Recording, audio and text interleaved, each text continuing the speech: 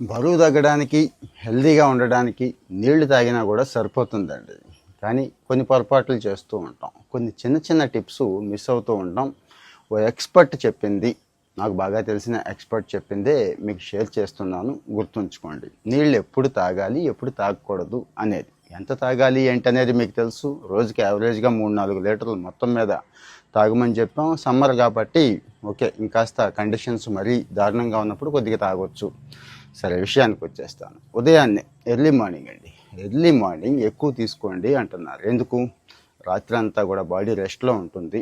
Toxins కూడా బాడీలో పేరుకుపోయి ఉంటాయి. అంటే జీర్ణాశయంలో కానీ శరీరంలో కానీ అక్కడ ఒక లీటర్ వాటర్ తీసుకోగలిగితే, గోరువెచ్చంది తీసుకోగలిగితే, ఆ గోరువెచ్చని దాంట్లో కూడా మన పోపుల పెట్టెలో ఉంటాయి కదండి, జీలకర్ర దగ్గర నుంచి, వాము దగ్గర నుంచి చాలా ఉన్నాయి కదా, అల్లం దగ్గర నుంచి, లెమన్ దగ్గర నుంచి, ఇవన్నీ కూడా, లేకపోతే పుదీనా, ఇట్లాంటివి ఏదైనా కానీ యాడ్ చేసుకోగలిగితే, యాడ్ చేసుకోకపోయినా పర్లేదు, ప్లెయిన్ వాటర్ అయినా ఓకే, తీసేసుకోండి.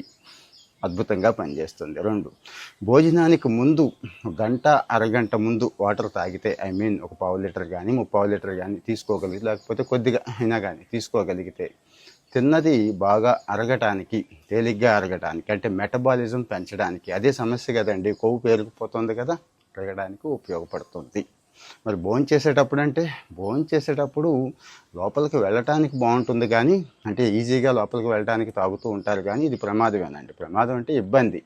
ఎందుకంటే తిన్న తర్వాత పొట్టలో జీర్ణరసాలు, జఠరరసం అవి అంటాం కదా, అవి ప్రొడ్యూస్ అవ్వాలి. వాటర్ ఎక్కువ తాగడం వల్ల బ్యాలెన్స్ తప్పి తిన్నది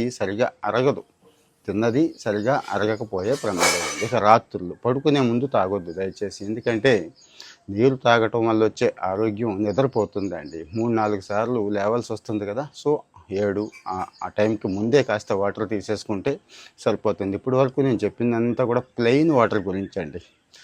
ఓవరాల్గా బాడీని బ్యాలెన్స్ చేస్తూ, కండరాలకి కావాల్సింది ఇస్తూ, అంటే రక్తాన్ని కాస్త స్పీడ్గా బాడీకి అందిస్తూ, ఇన్ని బెనిఫిట్స్ వాటర్ చేస్తూ ఉంటుంది.